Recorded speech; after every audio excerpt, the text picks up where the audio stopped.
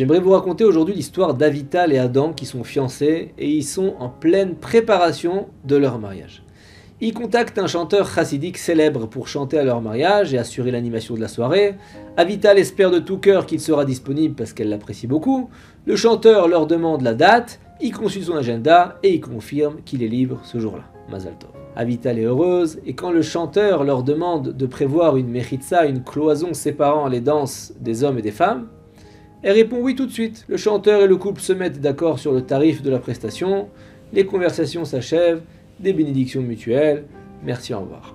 Le jour du mariage, le chanteur chassidique arrive dans la salle de fête accompagné de ses musiciens, et voilà que l'équipe commence à installer la scène, tout le matériel sonore qu'ils ont apporté avec eux, et voilà qu'ils sont en train d'installer les haut-parleurs, assembler les câbles, et là le chanteur observe attentivement la salle, et il remarque que la cloison n'est pas installée, pour séparer les hommes et les femmes.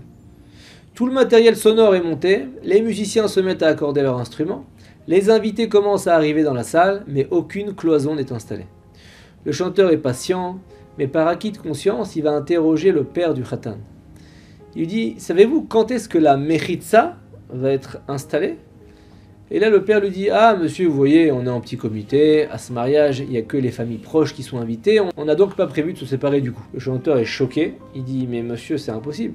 Moi, je peux pas chanter devant des danses mixtes. » Le père, il tente de rassurer le chanteur, il lui dit « Ok, regardez, ma future belle-fille ne jure que par vous, on va vous faire honneur, et je vais demander à tout le monde de danser séparément, au moins pour les premières danses, mais vous comprenez bien qu'il n'y a aucun invité en dehors de la famille, donc il n'y a aucun intérêt à installer une cloison. » Le chanteur, il n'en revient pas, il n'a jamais entendu une chose pareille, il comprend que la famille ne doit rien connaître à la loi juive, et il répète qu'il n'est pas prêt à chanter dans un mariage sans mechitza. Et voilà qu'il avait mis une petite musique d'ambiance de fond, des femmes commencent à danser déjà sur la piste. Le chanteur insiste « Monsieur, si aucune cloison n'est installée, je vais être dans l'obligation de démonter le matériel, je ne pourrai pas chanter à ce mariage. » Et là, au bout de quelques instants, les mariés Avital et Adam se rendent compte de l'agitation. La mariée demande au chanteur ce qui se passe et lui explique la situation. La mariée s'indigne, elle dit « Mais pourquoi vous ne voulez pas me réjouir le jour de mon mariage ?» Le chanteur dit « Moi je demande que ça, chanter. Vous réjouir, c'est ma vie, c'est ma vocation. Mais si vous ne placez pas de mechitza comme on en a parlé au téléphone, ça ne sera pas possible. Je respecte la Torah, je respecte les mitzvot, et c'est absolument interdit d'après la halacha, la loi juive. » La mariée répond « Mais j'aime tellement vous écouter chanter, je vous ai invité à chanter à mon mariage exprès, alors que je ne suis même pas pointilleuse sur le respect des mitzvot, j'aime entendre votre voix. » Le chanteur, il est un peu surpris, il dit « Mais vous savez, moi je suis un chanteur chassidique. Donc pratiquant, on respecte la loi juive. Je compte pas transgresser aucune loi. » Et là, Avital se met à pleurer, elle l'accuse de gâcher son mariage. Le chanteur il dit « Regardez, moi je suis prêt à chanter, à vous réjouir, même gratuitement. Mais je vous demande juste d'installer une mechitza. » Et pendant ce temps, un oncle intervient, s'adresse directement au chanteur avec agressivité, il lui dit « Vous voyez l'homme assis là-bas? Sachez que c'est un des avocats les plus puissants d'Israël. Si vous refusez de chanter, attendez-vous à être attaqué en justice et à payer une amende très importante pour la peine occasionnée au jeune couple. » Le jeune chanteur, il se démonte pas. « Je suis même prêt à payer tout ce qu'il faut, à perdre la somme que j'aurais dû recevoir à la fin du mariage, à payer de ma poche tous les frais des musiciens plutôt que de chanter dans un lieu où il n'y a pas de cloison et faire danser un public mixte.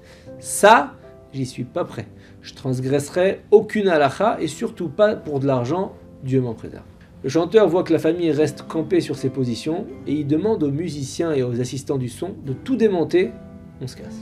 La mariée pleure, le marié est impuissant, aucune partie n'est prête à faire concession et finalement le chanteur quitte la salle de fête en laissant un public déçu ainsi qu'un jeune couple le jour de leur mariage qui au lieu de se réjouir est profondément blessé. Le chanteur rentre chez lui et il se demande s'il s'est conduit correctement. Toute cette peine. Il se demande s'il n'aurait pas dû faire exceptionnellement une entorse à la loi juive peut-être. Il appelle son rave qui le rassure. Non seulement il a bien fait, mais en plus il a fait un très très grand, ce qu'on appelle Kiddush Hashem. Il a sanctifié le nom de Dieu en public, en refusant cette prestation. Et en plus il en a proposé une gratuite, il est dans son droit. Son rave le rassure, on ne vend pas la Torah et les mitzvot contre de l'argent. Les règles sont claires. Il est interdit de chanter dans de telles conditions. Et voilà que quelques jours plus tard, on lance une procédure judiciaire contre lui. C'était sérieux. Le chanteur ne fait pas appel de sa condamnation et paye la somme réclamée. Il espère bien sûr que cette histoire ne se reproduira pas. Et à chaque nouvelle demande de client, il ne donne son accord que contre un contrat écrit exigeant la présence d'une mechitza en bonne et due forme. Et voilà que 2 ans se sont écoulés depuis cette mauvaise expérience. C'est une expérience qui a affecté durablement la situation financière du chanteur. Et aujourd'hui, il reçoit un appel. Il est invité à chanter dans une salle où est célébré un Pidyon Haben, la cérémonie de rachat du premier-né d'un couple. Comme à son habitude, il se renseigne, est-ce qu'il y aura une cloison dans la salle? Le client lui dit oui bien sûr, le chanteur envoie le contrat qu'on lui a renvoyé signé. Le jour J, le chanteur se rend dans la salle, il se met à installer le matériel, il voit un jeune couple s'approcher de lui, et là, les battements de son cœur s'accélèrent. Il reconnaît la mariée d'il y a 2 ans, celle qui a versé des larmes à son mariage. Il demande avec un air un peu ébahi et un peu sur la défensive, il dit « Vous m'avez appelé à nouveau. Vous voulez encore me tendre le même piège qu'il y a 2 ans pour ensuite intenter un procès contre moi. Je vous ai demandé s'il y avait une cloison. Vous m'avez confirmé par écrit, je vous rappelle. » La mariée, devenue jeune maman, sourit et répond qu'elle aime beaucoup entendre sa voix. Ça, on le savait. Mais c'est pas la seule raison pour laquelle ils l'ont invitée à chanter le jour du Pidyon Haben de leur premier enfant. Elle raconte que le jour de son mariage, elle a d'abord versé d'abondantes larmes tant elle était affligée. Le mariage n'a pas été très joyeux.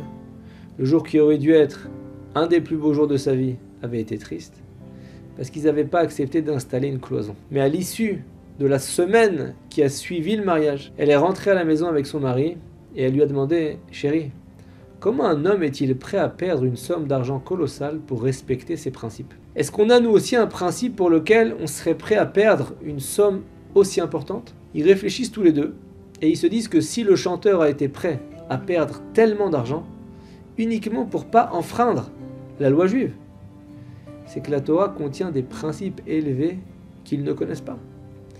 Ils ont commencé à s'intéresser à la Torah, ils se sont inscrits à des cours de Torah, puis ensuite le mari est parti à un kollel pour étudier, elle est partie dans un séminaire de filles, et là ils ont découvert Dieu, ils ont découvert Hachem, sa Torah, et ils ont entamé un processus de teshuva, de repentir. 2 ans plus tard, ils sont devenus de vrais Baalei Teshuva, des vrais repentis, et ils tiennent à demander pardon au chanteur. Le mari a sorti ensuite de son sac 2 enveloppes. Le chanteur lui demande pourquoi. Le mari dit, dans la première, c'est un chèque qui inclut toutes les pertes depuis le jour du mariage, y compris le remboursement de la procédure judiciaire. Et dans la deuxième enveloppe, c'est destiné au paiement de ta performance pour ce Pidyon Haben. Accepte-les en guise de pardon. Le chanteur refuse, le mari insiste, finalement il accepte et il est très réconforté par ce geste. Il chante de longues heures dans une atmosphère de grande joie et au terme de la soirée, il remercie Dieu en disant « On n'est jamais perdant en accomplissant les mitzvot.